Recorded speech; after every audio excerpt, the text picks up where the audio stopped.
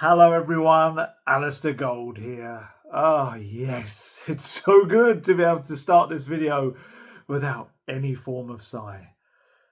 Because we did it. Tottenham Hotspur did it. Lads and ladies, it's Tottenham. It's beautiful. It's absolutely fantastic.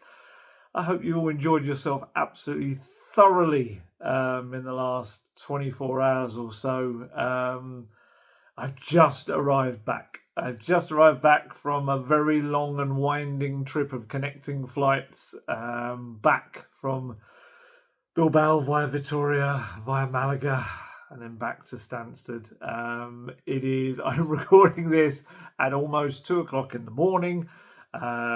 Technically on, I guess we're in Friday now. We've got to be up in a little while because it's parade day. It's parade day because Tottenham won a trophy. I'm absolutely running on adrenaline and fumes right now. It was just incredible in Bilbao. Absolutely incredible. I was at work until 5 a.m. after the match because there was so much to do and there was so much adrenaline. Just the buzz going through me was just... it's like nothing I've ever reported on. It beat everything. It absolutely did. I got 4 hours sleep, got straight back up, did a podcast with Guesty, and just ploughed into another day of work because, hey, I wouldn't have it any other way right now. What a wonderful thing to write about. It's just brilliant. Just to explain all the background and stuff. I thought I'd literally have changed into... I've just got back in. I've changed into the top I wear when I kick around and play five-a-side. I thought, it's a Tottenham one. If I'm going to wear a Tottenham shirt on one episode, it's going to be when they've won a trophy. 14 years of pain gone away.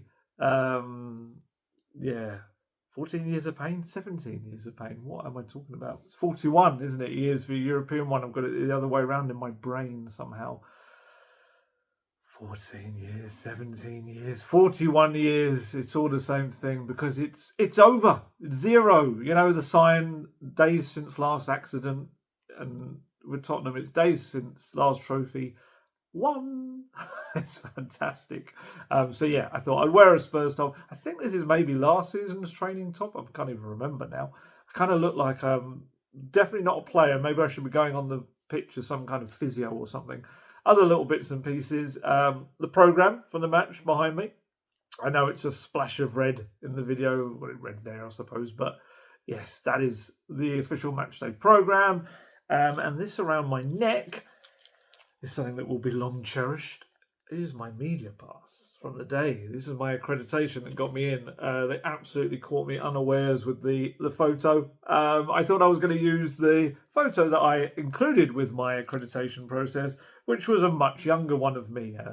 And literally, this chap, it was a lady at a table, just went, look into the camera, and I was like, and that's why you end up with that thing. But hey, look at that. It's the Europa League trophy. Spurs just won that. Fantastic. Oh my goodness. What a night. What a night. I've been on my flight back. There was so many Spurs fans doing the same journey. And we're all wearing this silly grin on our faces. Everyone just looking absolutely knackered. But just kind of happy tired. When you're just like, I think it's just starting to sink in for me. I think it is. After the game, as I've said this before, there's a fair few of the Spurs reporting journalists are also Spurs fans. You know, we were born Spurs fans. So it was just so cool. I felt incredibly privileged to be there to report on this massive moment kind of in recent club history. But a lot of us were kind of wandering around afterwards with drive back to Vitoria, which where we're staying, which is a good hour away. And I just think we're all just in this kind of daze. Like, did that really happen? Is it, those full-time scenes when we watch the players sprint onto the pitch, kind of we've just watched other teams do that. And we actually got to see Tottenham's players do it. Got to see Sonny lifting a trophy. It's just, man, I think it's just starting to actually hit me today. It's all sinking in and what it means to have a club that wins trophies again. Hurrah! It's amazing. Just a brilliant night. And it was the night when Tottenham Hotspur changed the narrative. And I just loved it. It's no more Spursy, Dr. Tottenham, none of that. Jokes about a dusty trophy cabinet. And even that expression I said at the very top, lads, it's Tottenham. It just means something else entirely now. Spursy, if you want to say it, means winning a trophy. It doesn't mean what the derogatory term that people use it for anymore. It means something entirely different. No, there is no bottling here. It is purely a team that has won a trophy. Honestly, when that final whistle blew in Bilbao last night, obviously you'll be watching this. I think I'm going to probably put this out in the early morning, but it's last night to me. As soon as that final whistle blew, you could just tell the Spurs players just immediately felt the weight of what they had just achieved. It sunk in far quicker for them. Some of them dropped to the floor. Some of them were in tears.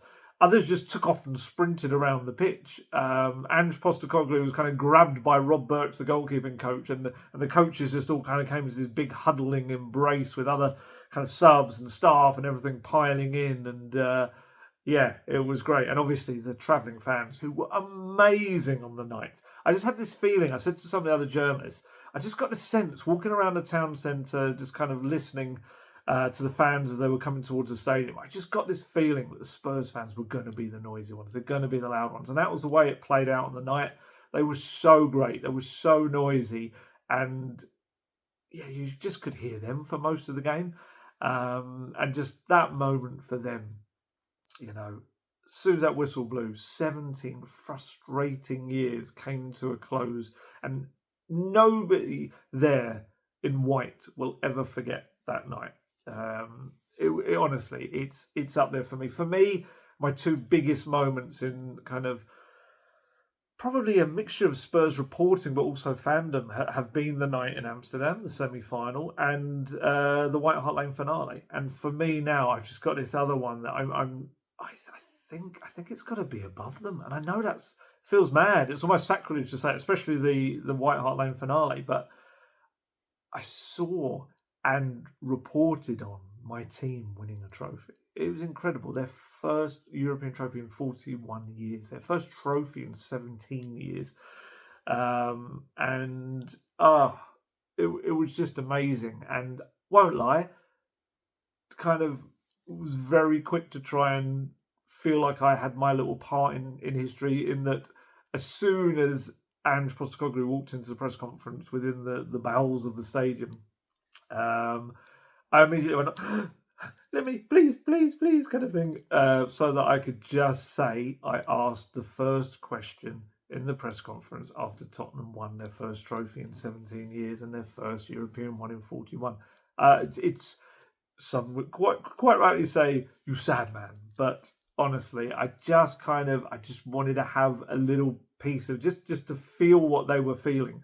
And yeah, when it was me that got it, I was just like, yes, like in my mind doing that. I didn't actually do that, and yes, kind of thing. That would have been weird. It was just incredible night. Everything that Tottenham have been criticised for lacking in the past, they just displayed on this big stage, and then some. Can't keep a clean sheet, fixed it. They bottle it when it matters, fixed it. Postecoglou hasn't got, excuse me, not getting emotional. Postecoglou hasn't got a plan B, fixed it. Romero, he'll lose his head, fixed it. Basuma, he can't be relied on, fixed it. Players have to leave Tottenham to win trophies, absolutely fixed it. It was brilliant. The list, I could go on and on, because there were so many great things that happened on that pitch that we just needed to happen for Tottenham Hotspur, and they did it. Let's not forget, this was an understrength Tottenham Hotspur team. Someone got really weirdly annoyed on Twitter, X, whatever you want to call it, when I kind of said that in my report. They were missing their three key central creative midfielders. They had no Bergvall, no Kulusevski, no Maddison. They were missing the central hub of everything that creates goals for Tottenham. So they had to battle and get through this. It's just mad. It's just all of these things that have just been slapped and beaten against Tottenham for years, they were just banished in one night. They were told to go and wait in a corner and never speak to us again. And they were up against a Manchester United side, regardless of whatever they're going through right now. They had tons of experience on the night. I mean, Casemiro alone has won 17 different finals in his career. And here he was vanquished by this Spurs team that just showed this ridiculous spirit. You know, like I said, they were completely shorn of their creative talent, but they battled like warriors for everything on the pitch. You know, Romero was...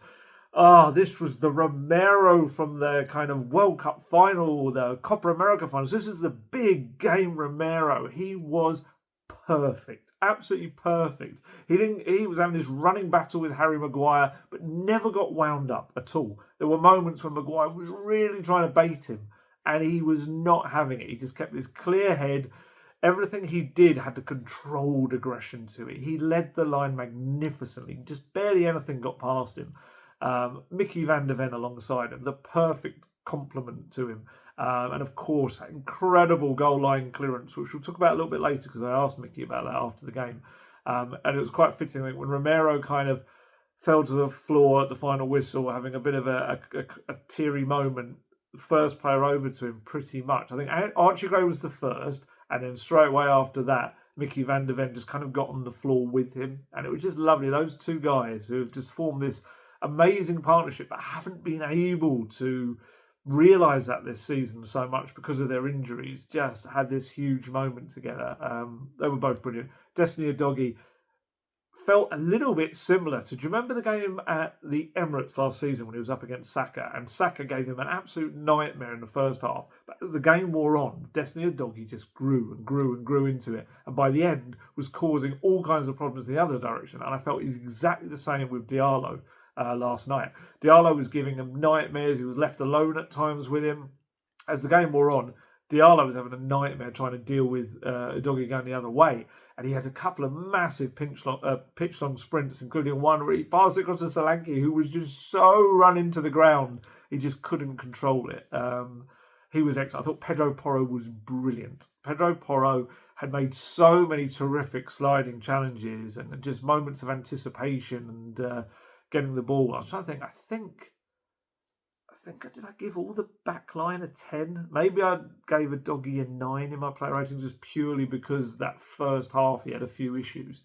But then you had Bissouma who Ange Postecoglou told him, about a month ago, you're gonna do something special for you. You're gonna be there. We're gonna need you at the end of the season. And here he is on the biggest stage, absolutely putting in probably his best performance of the season. He was magnificent. And Bentancur alongside him, they both just closed down everything and made it so difficult for Man U. And then you've got Pat Matar, essentially the big talking point, really, that Sarr was in there instead of Sonny.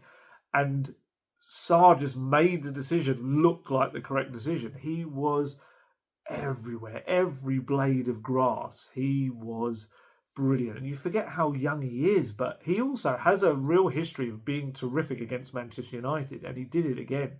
Everybody contributed to the cause, even though the attacking players, didn't get a lot of chances on the day because, like I said, there was no creativity to kind of warrant that, although they still created a few opportunities. They all contributed in kind of a defensive sense as well. Even Vicario had a very shaky few moments in the game, coming out for crosses, things like that. But he came up big at the end. A big save from Garnacho, another save from Luke Shaw as well. It was more routine, the save from Shaw, but that's in added time. That is a save that needed to be made.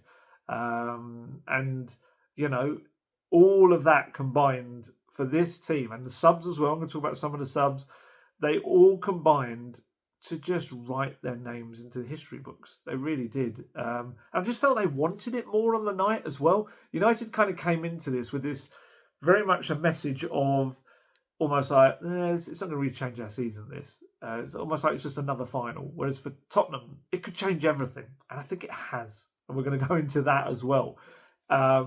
And talking to one of those players, it meant everything for was Sonny. It was just there can't be a single Tottenham fan that couldn't have been absolutely ecstatic to see what it meant for Sonny. Um, the final whistle went, he just fell to his knees and he kind of did this roar. And then I think the emotion hit him and he broke into tears. And I think Bentancur and I think Gray ran out. Gray was just running over to everyone. He was so excited. Bentancur got there first, I think. Gray was there as well. Bentancur had this real kind of talk into Sonny's ear while he was kind of down there on the ground, really kind of feeling the emotion. And he had a really kind of nice, tearful embrace with Maddison that set Maddison off. Maddison started crying. The two of them were having a chat about everything. And he started crying again with Sonny when his parents gave him a big hug as well. And it's been 10 years in the making for Sonny, hasn't it? He's just been so desperate to win a trophy for the fans, just to be that man that did it. And, when Harry Kane left, previous summer, having been unable to win a trophy, like Hugo Lloris was unable to win a trophy, Luka Modric was unable to win a trophy at Spurs, Gareth Bale unable to win a trophy at Spurs, all of these incredible players. And it's been left to Sonny. And Sonny's done it. Sonny has lifted. Oh my goodness, I'm getting goosebumps just thinking of the moment when he kind of grabbed it and I just grabbed that trophy and just turned and did the whole. It's just amazing. And you know what? There's a slight funny element to it in a way because he was able to laugh about it afterwards. But he actually has a new head wound because of that trophy. So you might want to watch it back if you haven't seen it. But in the moment that he lifts the trophy above his head, all of the Spurs players kind of surge forward and they push him a bit. And Sonny goes bang and headbutts the base of the trophy. And there's one little video Spurs put out where he's kind of showing it. And actually the person behind the camera goes, and like pushes it. It's probably not what he needed. But it could be one of the best battle scars ever. Literally, the Europa League trophy bashed Sonny in the head. I've spent so much time. Like last night, I had to write a story when I got back to my hotel in Victoria. I didn't get back till like 2:30 in the morning, and I had to write a piece for the morning. And I just found myself like so distracted. I kept looking at all of these videos that were coming out from Spurs, were coming out from fans on social media. And today has just been, I must have watched 100, maybe more than 100 different videos of various things that have been happening in the last 24 hours. Just piecing together, because obviously I had a great view and I could see loads of stuff happening. But if you're looking over there, you're going to miss something over there. And if you're looking over there, there's things going on over there. So I've just been piecing together this jigsaw of the celebrations. And it's just brilliant. It's just players, young and old, all acting as like excited school children. It's so buzzing from it, and rightly so, because they'd all played their part. I mean, even just before the final whistle blew, there was almost like a false start where some of them started to come onto the edge of the pitch, but it wasn't they thought it was the whistle and it wasn't. And then we had this weird little thing because obviously it was meant to be 7 minutes of added time. It ended up being 8. Richarlison was like lying on the grass, almost like a kid just lying on a school field kind of thing. He was just like watching it, like, come on, come on, come on. Pat Matasar, he was struggling with it. He was sat the other way, facing like the dugout, and he looked quite emotional, almost like, I can't deal with this kind of thing. And there were people coming over to him and like talking to him, just saying like, it's going to be okay, it's going to be okay. And you could see Madders was like, ooh, he was like standing there like this.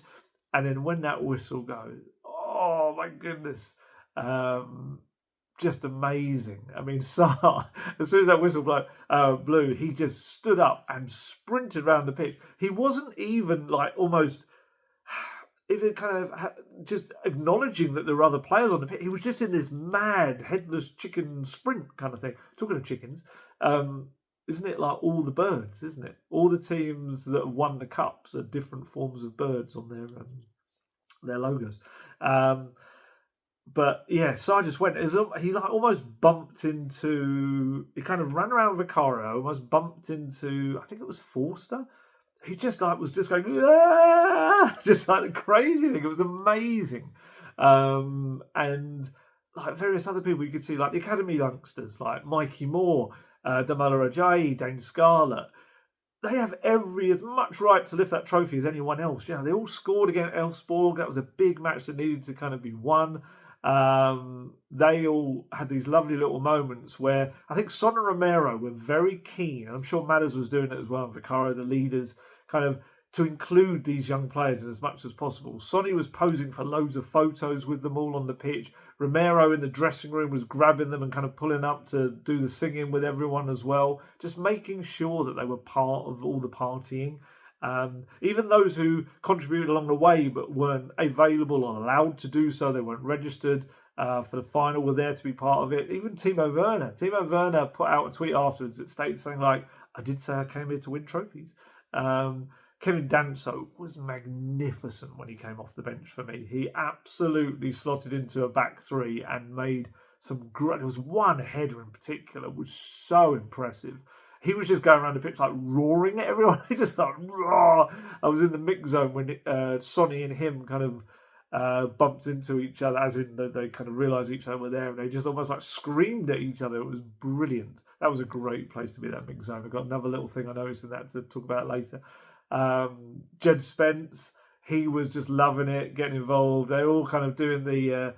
like doing it with their phone. There was Instagram lives going everywhere. It was like, I can't watch it, I'm writing.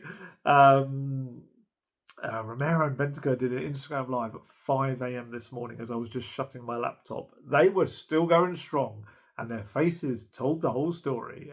Romero had like a pair of sunglasses on. It was only a very short thing. For about maybe 30 seconds to a minute. I just watched it as I closed my laptop. Romero had these sunglasses that were like slightly off kind of the angle. You could kind of see his eye through the middle of it. And Bentancur, both of them, let's say they looked like they'd enjoyed their celebrations, and absolutely so they should. Jed Spence, he recreated the cigar pose as well with the trophy. Decky, even Dejan Kulusevski was there. He obviously can't fly straight after surgery. You're not really allowed to do that. He'd undergone his knee surgery in Barcelona, so he'd made his way by land to get there.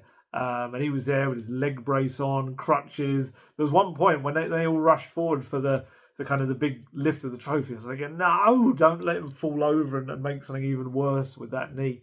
And of course, he wouldn't miss it for the world. Why would he? Because not only has he played a part, but his team has become such a family. It really has. They've grown closer, I think, through the adversity they faced this season, whether that be through the injury, whether that's through the tough moments in the Premier League. And there's also this new understanding, I think, this season of what lies within each of them, what they're capable of, but also their backstories. And there was a fascinating, if you haven't watched it yet, watch Brennan Johnson's club interview. He not only speaks so well, but he gives his amazing insight into something that happened midway through the season. Should stress as well, Brennan Johnson, essentially, he forced the winning goal. I still can't decide whether he got the final touch. There's an angle where he's falling after. So the goal, if you haven't seen it, you should have seen it. Of course you should have seen it, because you probably celebrated wildly to it. So Bentancur makes a great run. I think it's maybe Richarlison or Sarr. I can't remember who plays it into him, but it might be Richarlison. But Bentancur makes a great run, gets the ball, knocks it back to Sarr. Sarr looks up, plays this kind of in-swinging low cross. Brennan Johnson, as he's been trained to do over and over and over this season, gets a touch to the ball in the centre of the goal, knocks it against Luke Shaw, and then there's this little moment where Brennan Johnson is falling, and one angle makes it look like he almost gets like a stud to the side of the ball, and the ball spin appears to be slightly different, and it goes towards inside the left-hand post. Onana again. Onana in Amsterdam 6 years ago, and Onana again. The two biggest European nights, it's been Andre Onana in goal. He can't keep it out, can only push it into the inside of the netting. So we're not entirely sure still, I don't think, whether Johnson got a touch or whether it purely had come offshore, had bounced and the spin had taken into the net. What I would say is, I would be surprised if Brennan Johnson sprinted away the way he did, unless he truly felt a connection with the ball right at the end. He was asked about it by, I think, TNT Sports. He was like, it doesn't matter. I don't care. I don't care. I think he said even the kit man could have scored. Dukesy, the kit man, could have scored. And it doesn't matter. As long as it's won the final, we've got the trophy, which is a great attitude. But yeah, I think I've had varying reports. Some people have told me UEFA gave it to Brennan Johnson. Someone told me that UEFA didn't. They gave it as an own goal. Either way, it was the goal, and Tottenham won through it. But yeah, so he gave this great interview. And what he said in it, he said, we sat down halfway through the season and everyone told their stories. You got a little glimpse of what everyone's been through. It's not easy. We're football players, we're privileged, we've got an unbelievable job, but some guys in this team have been through things that I wouldn't wish on anyone. I'm so proud of every single player and I love them all. There are different characters, everyone is from different places, but what brings us together is this shirt. It's on that side, isn't it? It's not this shirt, literally the one he was wearing. The manager has made it clear since we started doing that you have your family who you're related to by blood. But when we put on this shirt, that gives us our bond. Tonight, I think any player, any member of staff, any fan will have genuinely run through a brick wall to win. I know I would have. I'm so proud of everyone, and it means the world. It's a great interview. I really recommend you watch it. In a moment when most players would be struggling for words and having no real idea of what they're about to say because they've just achieved something remarkable, he's so collected and just speaks superbly, kind of from the heart and the head. It's a really terrific interview. I've actually still got to go through the other interviews. I haven't gone through them yet. I think I've seen his and Angie's because, like I said, it's just ploughing through so much work. It's brilliant. All the worry about if they were to lose it, the things I would have to be writing. But when they win it, it's just so many moments you kind of go into and analyse in such an enjoyable way. But yeah, this culture at the club right now among the players, it's testament to Postecoglou and what he's done really in that sense of creating, even in these difficult times, this kind of family unit within the chaos of a season that's had so many injuries and such poor results in the Premier League as well. And another really great thing that Postecoglou did that clearly made a massive impact was that he'd organised, I think it was about a week before, for video messages to be recorded by the players' families. And the plan was to show that in the team hotel ahead of the game. And it was kept secret from the squad. Only actually a handful of people, I understand, knew about it within the club. So when these video messages was suddenly played on the big screen and when they're in the hotel ahead of the match, there was a lot of emotion, a lot of tears from the players, and it just had that impact of reminding the players kind of how proud everyone is of them, but also who they're doing this for. It's for the club, it's for the fans, it's for the staff that have helped them, but also it's for the family, it's for the people that have sacrificed along the way for them. It was reminiscent, you remember, of the speech that Postecoglou did. Was it for the Australia speech? I think it was for the national team, when he spoke about all of those people that gave up all of those hours and drove you to this football game when you were a kid and did this and that and every night and worked, came out of work, and then after that took you to football and stuff like that. And I think this was kind of like the updated modern version of that, showing them all these clips on their family and just saying these things about them and how proud they are of them. And yeah, it just did the trick. It was just a clever thing to do. And Vicario spoke about it afterwards. He said, we had an emotional video from our families in the pre-match meeting. Very emotional. I think in the back of our minds, they played a big part in the game. It was at the hotel.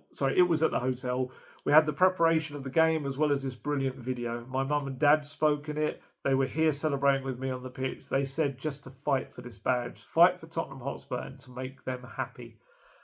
I mean, what more can you want as a player? To have that as your thing. And I think the message actually from Ange in the dressing room ahead of the game was quite simple. He didn't really then need to say too much.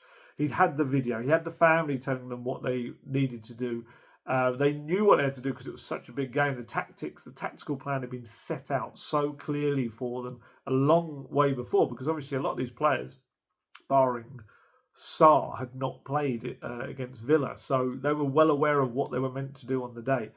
Whereas maybe that's the thing, with hindsight now, we look at it and we were kind of like, ooh, United have played a strong team against Chelsea. They'll be kind of more sharp and fit and all of this. But actually, they had to kind of prepare themselves for one match and then suddenly have to prepare themselves with less time for another game. Whereas with Spurs, they were able to spend a whole block of a week training for this game.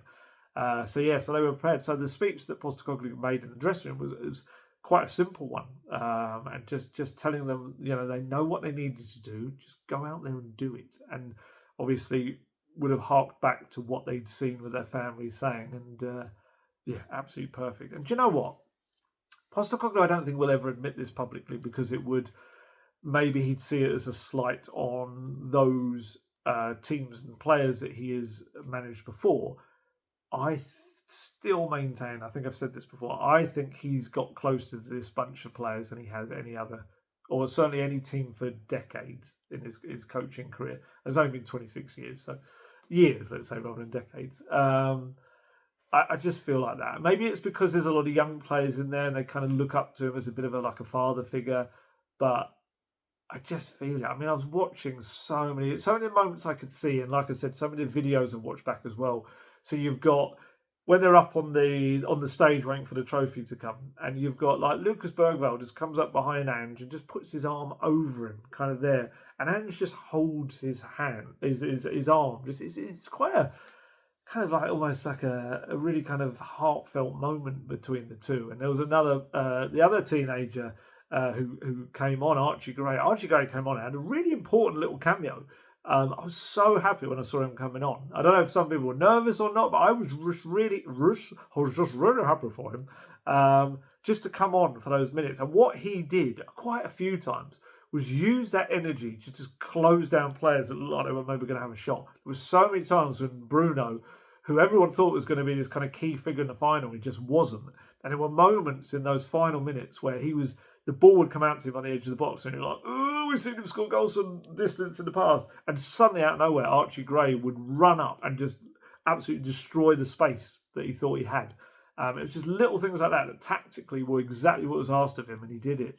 But yeah, so Archie Gray on the pitch after the game, he kind of came up behind Ange, just tapped him on the shoulder, and they just had this lovely hug where Postecoglou was saying stuff. You could say it was quite a long hug where he was talking to him and saying stuff. And I would imagine he's saying, like, first of many for you, young man. You are 19 years old. You've just become a Europa League winner.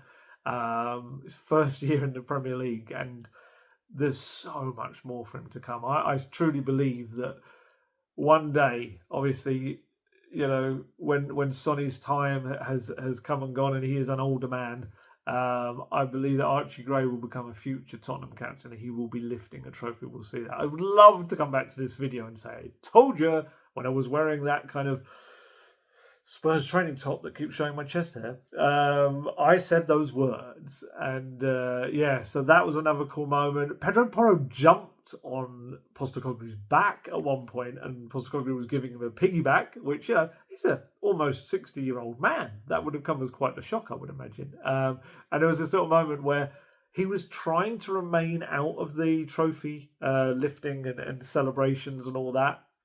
I think just to allow the team to have their moment. And they were just having none of it. I think it was Porro Vicario, someone else, I can't remember who it was, just pulled him into the kind of mix of everything, into the madness, because this was his win as much as it was theirs. It really was. The players have never doubted Postecoglou, not for a moment. I think a lot of it is enjoying his style of football, obviously, when they've been able to play it.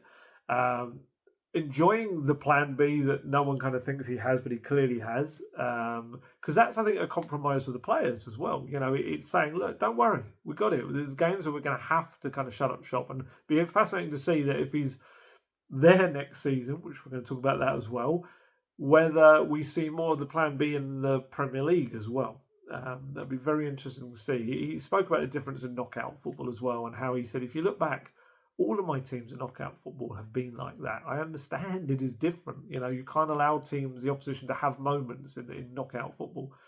But yeah, I think because he's taken a lot of the criticism off the players, I just don't think they'll ever forget that. Even like Sergio Reguilon, who's been a bit part player under Postecoglou, he helped Maddison hold aloft this banner, which is like the Thug Life glasses thing on Ange. Anyone that's seen that will know what I mean. The banner said, I don't usually win things. I always win things in my second year. Because, hey, Postecoglou's pure statement of fact continues to be true. Absolutely is. Yeah, it's just mad. I love the fact that he said that and it's come to pass. What a calling card. What a thing to be able to say, yeah, did it again. It's just so cool. Um, yeah, I mean, like I said, what happens next for him remains to be seen. It will certainly now take a very brave and brutal man in Daniel Levy, I think, to sack him. We saw them kind of share this hug on the pitch as he was getting his medal. Um, it would be a very difficult decision, I think, to sack the manager who managed to do what only two others have done in the history of Tottenham Hotspur and win a European trophy. Because look, we said this before, one game changes everything. It's such a fine line in football.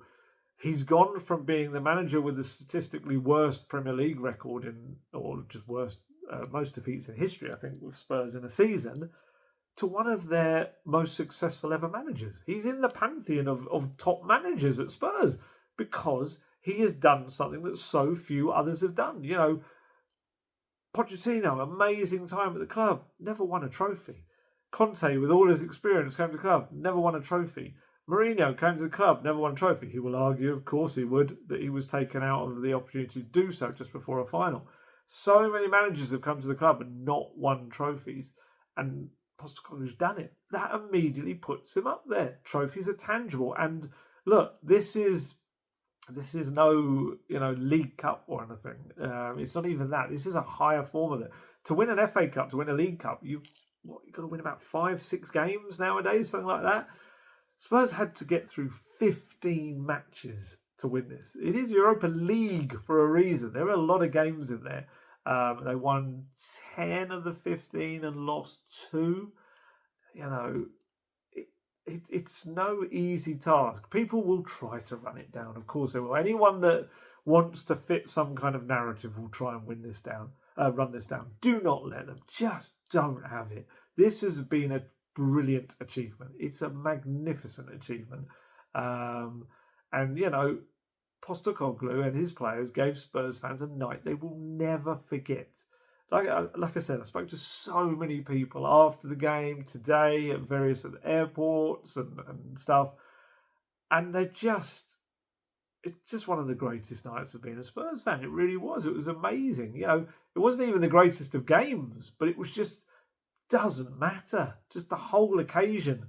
6 years ago, it was all ruined within a minute or so, wasn't it? And it just became this really awful game from that perspective.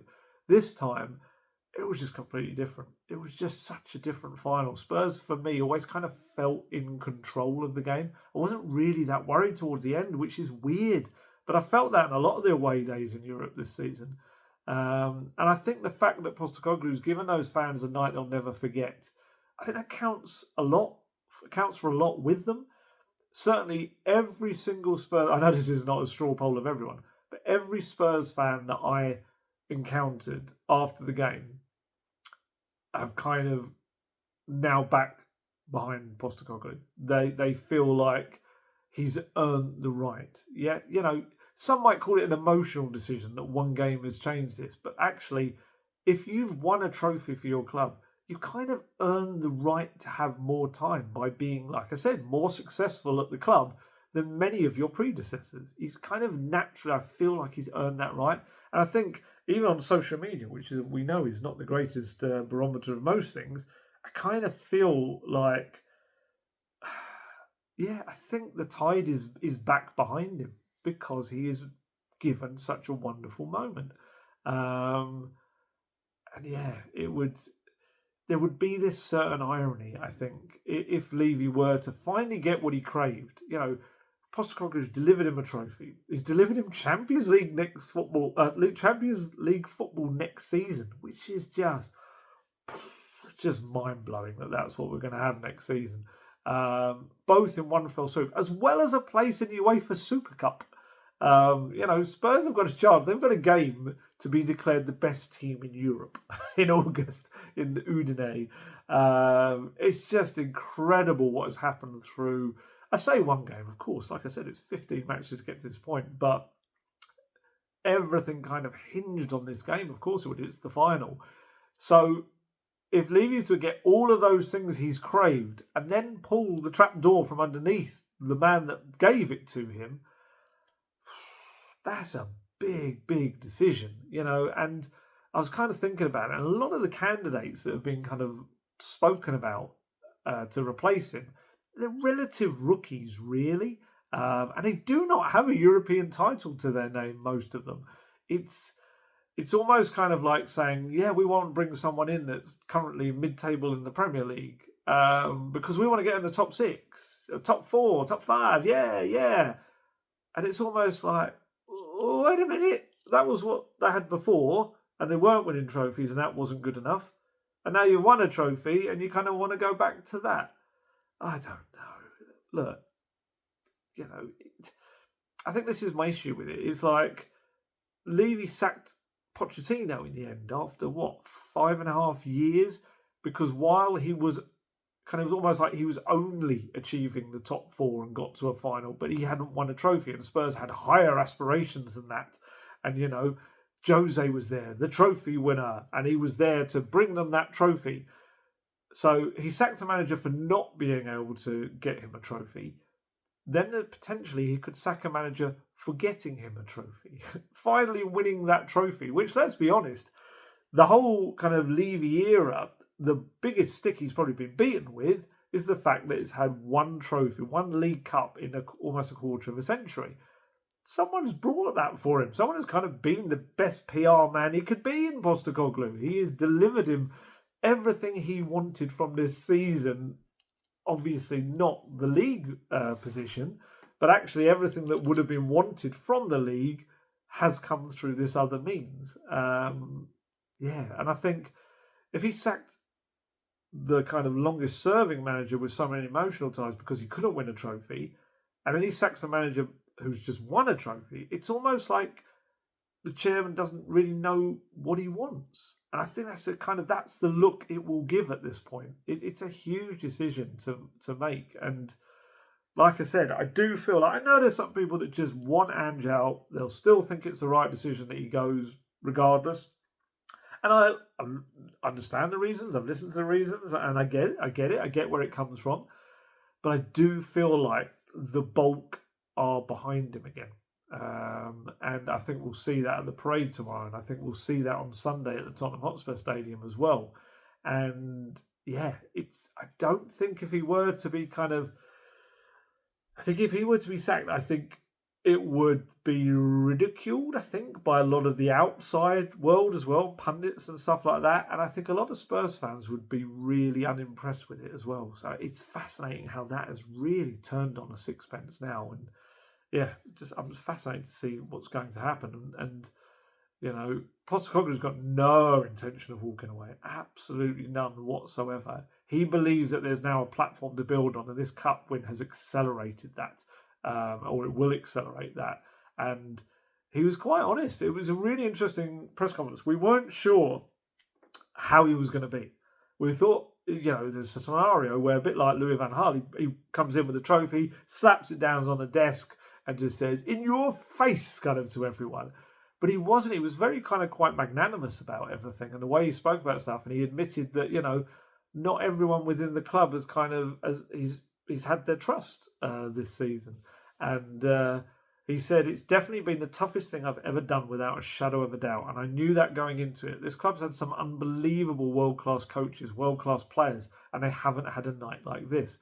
It's fair to say it's been really challenging because wherever else I've had success, by this stage, I've kind of had the faith and trust of everybody, and here it's been different. And I understand that's not a criticism. It's just, I think, because of the club and its history, I don't think they could ever go all in on one person. For me, that's always how it's worked well, when people back my vision. But within that, I think when we got to the end of January, the end of the transfer window, and assessed our situation, I just made a decision there and then that this was the trophy we were going to go for. And probably that was at odds with what other people at the club believed at the time we should do.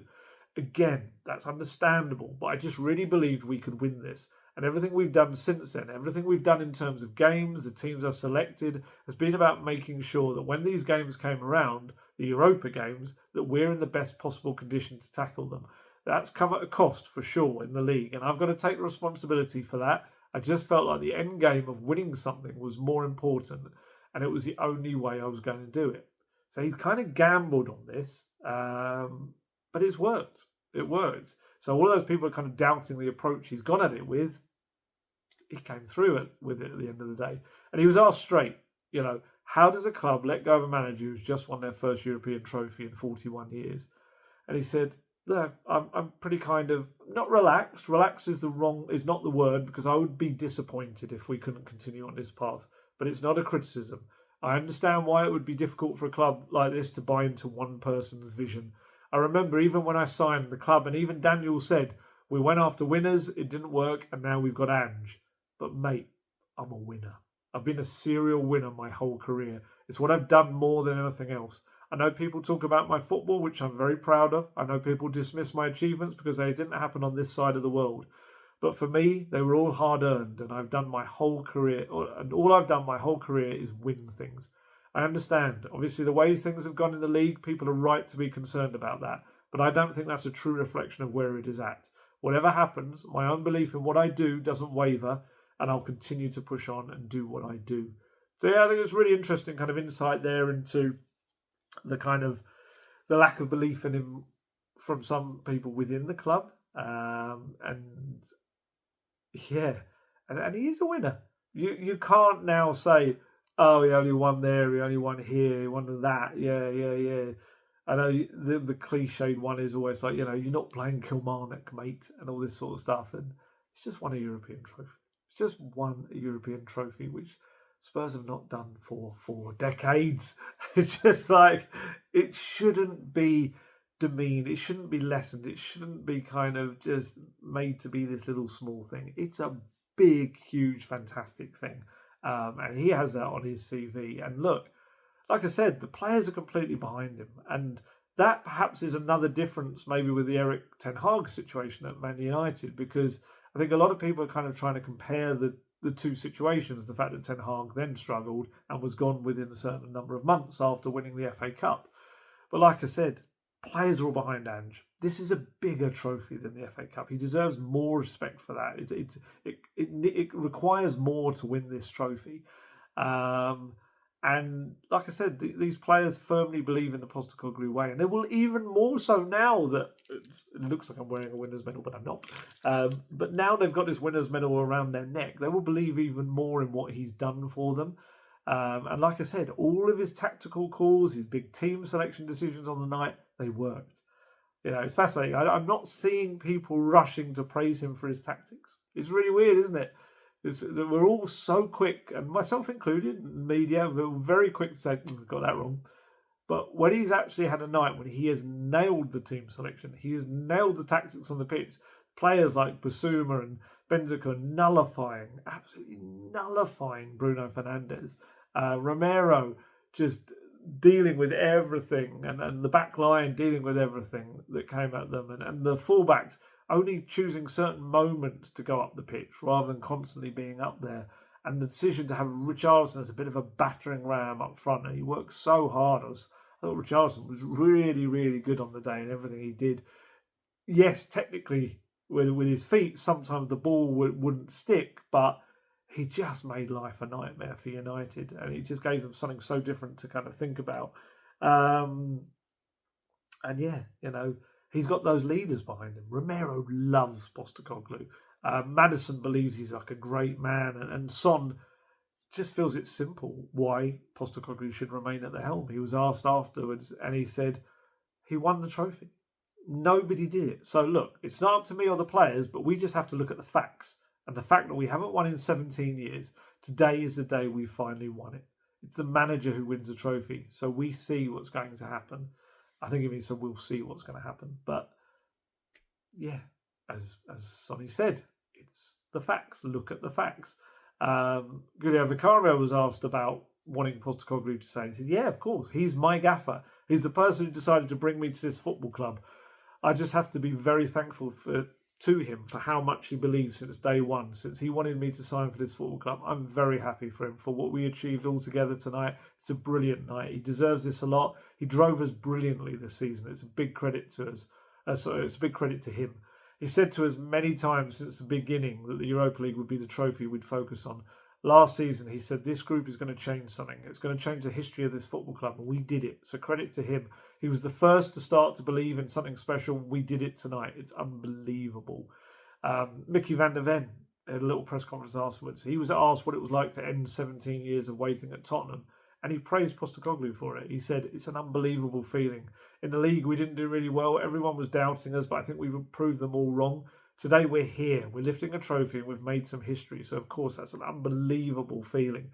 Every time we played in Europe, we showed our quality. We showed how we play. The gaffer had a big role in this. He kept believing in us. The whole staff kept believing in us.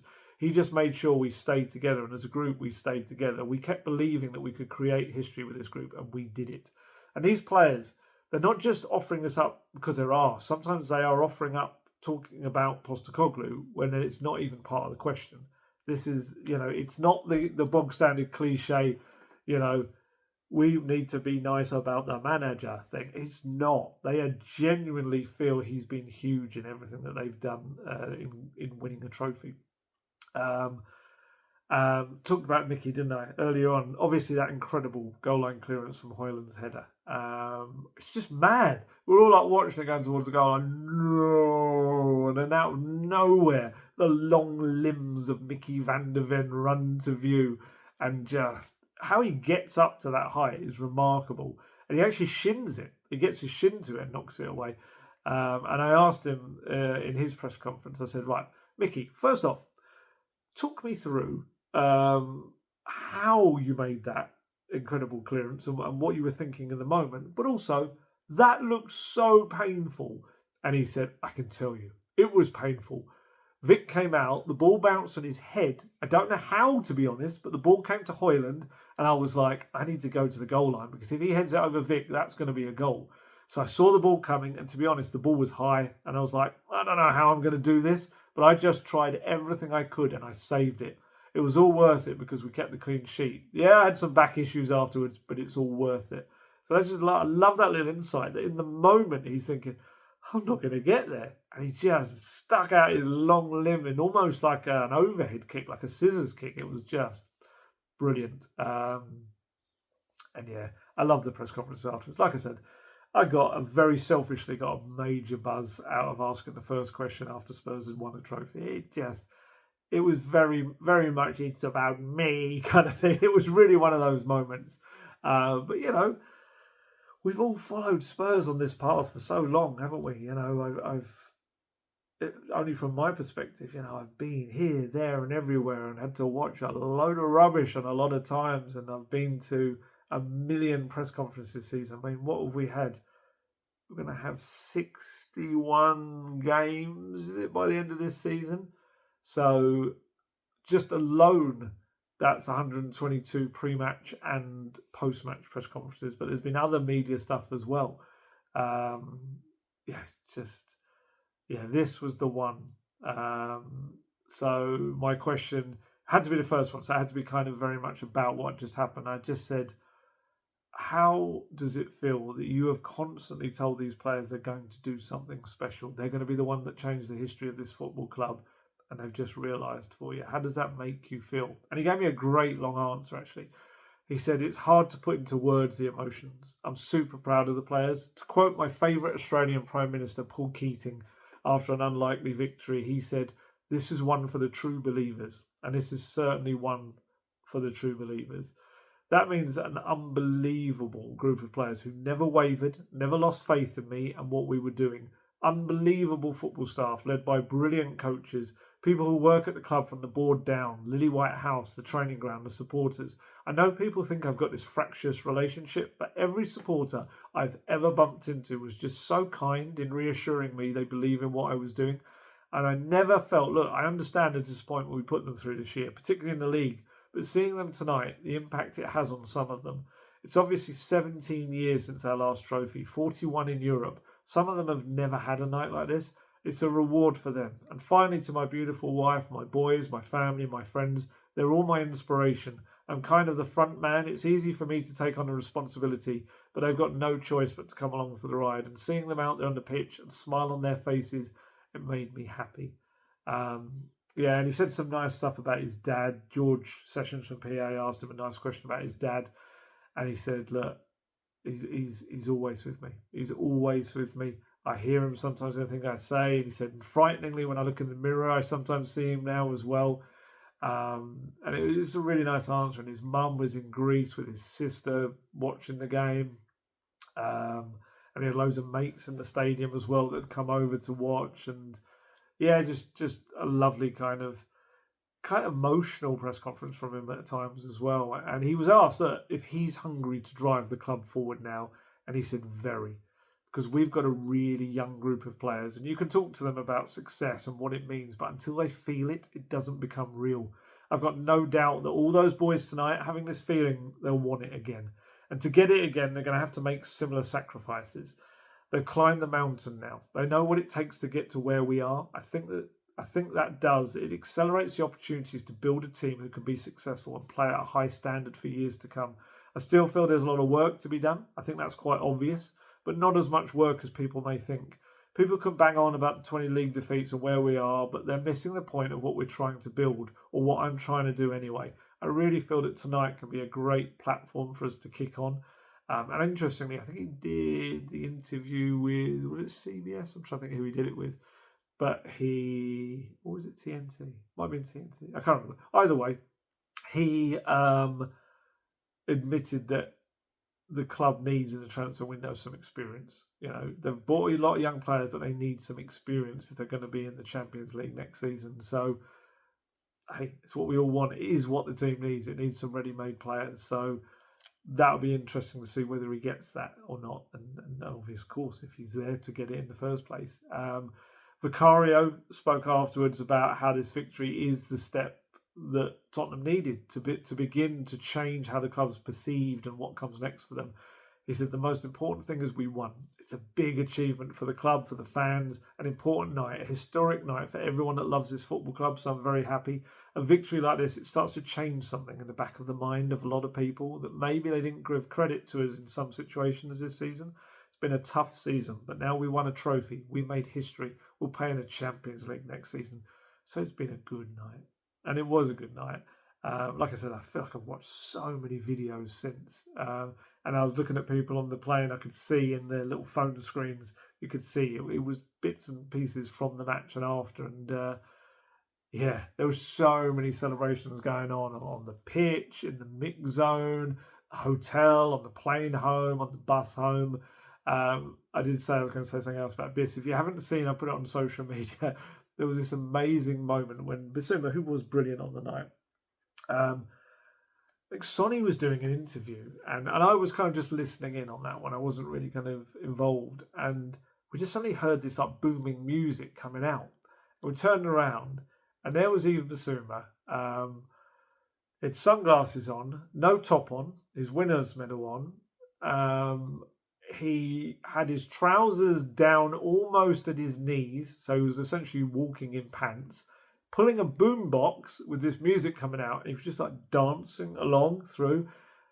He managed to make walking around in your pants look quite just impressive and cool. It was just so funny. We were just all cracking up watching him just kind of dancing his way onto the coach. And yeah, I mean, on that coach, I've seen videos of the dancing, the Bissouma. All the players are interviewing him. They're all videoing him dancing on the coach because it's just this twerking and loads of stuff he's doing. And we had this amazing moment where the coach is going through the streets of Bilbao. Sonny's up front, hitting the horn like, babe. And all these Spurs fans along the road are like, what? Because I've passed that bus. I think I mentioned it in the last one coming back from Villa Park. And all the sides are tinted, but the drivers, the front, obviously isn't. You can see in. And they would have seen the captain of Tottenham Hotspur just beeping them and waving at them. Just brilliant. I love stuff like that as well. And we've had speeches that I've seen. The players' families were all in the hotel in part of the celebrations with the staff as well. Postecoglou did a speech which was all about kind of them and how important they've been to these players. Daniel Levy did a speech as well, just a little short one where he kind of spoke about, we won a trophy, and thanking Postecoglou for that and the coaching staff and the players. Um, and and we'll have more of that tomorrow. Got the parade. I'm going to head down there. It's not really any kind of media access. I think we're just going to be among the fans, really, by the sounds of it. It's a bit later than we originally expected. It's 5:30. I think we thought it was going to be 3, but 5:30. It looks like it's starting off kind of Edmonton way and working its way towards the stadium. And then I think they're going to set up a stage where they're going to talk as well. We should hopefully have Postecoglou speaking again. I don't know whether Daniel Levy would. I don't know if that would be seen as too much of a risk. I don't know.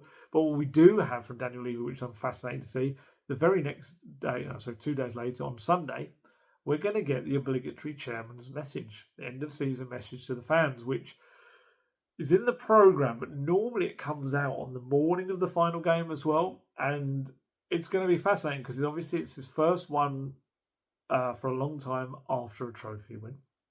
Only the second time he'll ever have been able to write one of them after a trophy win. But also, the language he uses about Postecoglou is going to be absolutely fascinating because that could be the moment for him, if he's decided to keep Ange, to say right there and say, we are going to back him and he will be here next season, and we hope for him to, address the league form and we kind of challenge on all fronts next season. If he does that, that's a huge thing. If he is vague with his language, we will immediately know it. We'll be able to read between the lines. And didn't Ratcliffe United do one originally about Ten Hag, and it was very clear that it was like not thanking him for the stuff, and it was all a bit weird. I'd be interested to see the whole tone of it and how it is, and because this has been a season where Levy has been under more pressure and kind of focus and the glare than he probably has been maybe his entire time at Tottenham. We've had protests. We've had that big protest that had like thousands out the front of the West Stand, the entrance of the West Stand. And Postecoglou has kind of removed a lot of that pressure from him. And it'd be fascinating to see whether there's kind of almost a gratitude for that, or whether there's just a cold light of day thing where, no, we're going to make a change. We'll find out. I'm very interested to see which way it all goes, because you've heard me say it a million times before, but for me, Spurs have struggled for years to have an identity. Flip-flop from one idea to the next with very little joined-up thinking. And Postecoglou's come in with this very singular vision of it's just who we are, mate. And who we are, mate, are European champions. They are Europa League winners. The trophy jinx is gone. Spursy is meaningless, that expression, unless you're using it to say winner. And that's what Spurs are now. And look, perhaps some at Tottenham, they don't want there to be one man's vision unless it's their vision. So that's another aspect to it as well. And Postecoglou fittingly ended his press conference in Bilbao with 3 Spanish words, que sera, sera, which someone was telling me, no, that's French. I looked it up, it is Spanish. It is Spanish. Obviously in the song as well. And nobody knows what the future holds right now, especially at Tottenham, which is a club where instability just festers, doesn't it, amid constant change. It just seems to live in the pores of that club. But whatever will be, as Postecoglou said, because the present and this one night in particular, wow, it was something very special. It really was, and it will never ever change. We will remember it forever. And regardless of what happens next, that's what Postecoglou gave us. I loved it. I'm still buzzing. It is about to be 3:00 in the morning as this video is coming to an end. And I was up to 5 in the morning the night before, and I would do it all again in a heartbeat. I hope that this is the start of something. I hope that this is the springboard now. Those players now will go into games thinking, look, we've had a medal around our neck. We've won things. We know what we're doing. We've been in the big situation, on the big stage, with the pressure, with the nerves, with the eyes of everyone upon us, millions upon millions around the world, and we did it. And they can take that now. It's a cliche, but it's true. The first trophy is the hardest step. It doesn't mean the next one is easy, but it does mean you've now got that experience behind you to go on and do it. Winning mentality often comes from winning. Shock horror. And I'm really fascinated to see what a lot, especially the young players now, can do with this. You know, what kind of season Lucas Berval going to have next season after this? Odebear's going to develop and be, not the raw product he is. He's going to be more that. Archie Gray is just going to get better and better. Mickey van der Ven is technically still so young, he's 24. There's so many players in that team, and I'm fascinated to see what it does for the future of so many of these players. Romero, what happens with Romero now? We're all kind of talking about Romero definitely heading off, but actually, does he think, well, Champions League football next season? Can I do something with this football club? We've just won something. Can I win more? He does love the football club. You can see that. You can see what it means to him.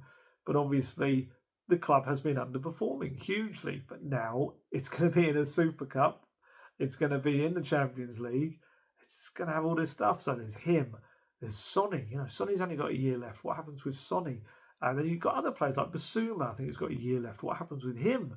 Ben Davis, there was this option that was going to be taken up in his contract, but we haven't really heard anything about that. Will he still stay, or will he decide now's the time to move on? Now this is going to happen. I did feel for him. That's another final that he hasn't played in. I think it's 4 he's been at the club, and he hasn't played in a single minute of any of those finals. One game. Honestly, they say one ring to rule them all, but one game can change them all. It's just mad how much was riding on this game. And it shouldn't be the case that one game changes everything, but it is. It is, because especially when you've got a game that was riding so much on it, ridiculous amount of stuff. A trophy, Champions League football, Super League football, and just that winning mentality that comes from it. Money as well, if you want to go down that route. I said before how much money Spurs, like 32, 33 million pounds they've lost, or they will lose from if they were to finish 17th. They could technically still finish 14th on the final day. I don't know what kind of team they're going to put out on the final day and what state some of those players would be to go again. But, they're going to lose a lot of money from being 5th the previous season. But they will have made a lot of that more and more with qualifying for the Champions League, winning the Europa League, getting in the Super League that's going to bring money as well. Super Cup, not Super League. Super League is something else. That was a whole other subject. I apologise if I've called it Super League throughout this. I probably have. As I say, 2:57 a.m. right now. But yeah, I just hope you all loved it. And I hope you went into work today while probably being a bit tired, just giving it the big un to everyone, quite frankly, as you should. We can feast upon this. We can dine upon this for a long, long time. Everyone that was there will remember what they were doing in Bilbao and what they did after the game and how they celebrated. And everyone that watched it at home will remember kind of where they were when they watched it. And that's awesome. And hopefully, like I say, it's not an isolated event. It becomes one of many. That would be incredible. Right, I'm going to head off. I still think I look like a member of the support staff at the club. It's really weird. I just thought it's a one-off. They've won a trophy. I will wear something Spurs related rather than just the normal T-shirts that I normally wear or stuff. But this is going to go in a special place. It really is, and that as well. Got to keep those. I didn't get a team sheet. Gutted. They didn't give out team sheets in the final. It was just mad. I would have loved one of those. I'm going to see if I can source one of those. But yeah, I'm looking forward to the trophy parade. If you see me, please do say hello. Lots of lovely people come over and say hello over the course of the last few days. And yeah, please do. I'll be probably trying to take various videos and things of it and writing a nice colour piece on it, hopefully at the end of it all. But we should enjoy it. I don't know how good the weather's going to be, but we need to enjoy this. It needs to be packed as well, because you just know if there's a tiny section where there's maybe not as many fans there, that's the one that people will seize upon and rival fans will use. And, there'll be photos of, oh, look, no one turned up to the Spurs trophy parade, all this sort of stuff. And, I've heard quite a few people saying, like, why is it not Monday? Because it's a bank holiday. I think my guess is that Palace have got theirs that day, and maybe the authorities and all that wouldn't agree to 2. I don't know, or whether because it's a bank holiday, policing and stuff like that would maybe be a bit more stretched to have 2, perhaps. I don't know, but it will be tomorrow, and it will be glorious to see that trophy held aloft Yeah, amazing stuff. I'm still absolutely buzzing about it, even though I am shattered. I'm sorry if I wasn't able to kind of bring the required energy. Maybe people thought I would in this video, but I am shattered, but just so happy and delighted. Yeah, it's been brilliant. Right, time to head off. We're going to have Trophy Parade tomorrow, press conference on Saturday. I'm not actually there. Guess he's going to cover for me because I've got two weddings in 2 Saturdays in a row. So I cannot get out of that. It's a shame, really, because there's a load of stuff that I really want to ask Postecoglou about, and I've guessed he's going to ask as many of them as he can for me. And then we've got the game on Sunday, which is going to be a bit of a party, hopefully, as well. And it'd be lovely if Spurs could sign off with a good win as well. But yeah, that trophy is going to be paraded around the stadium, isn't it? I would imagine at the final whistle anyway. But yeah, and then hopefully we go into a summer that will be exciting and loads to look forward to. The European adventure continues next season on the biggest stage of all as well. I cannot wait. I cannot wait. And I can't wait for the Super Cup as well. It's going to be amazing. Right, I really need to go. I need to go upload this. It will go up early in the morning, and I need to go to bed and sleep pretty much until it's time to go to the parade. Going to a parade is amazing. Just talking about going to a trophy parade itself is fantastic. Yeah, right. Goodbye, people. As always, stay healthy, stay safe, look after yourselves, and I shall catch you later. Goodbye.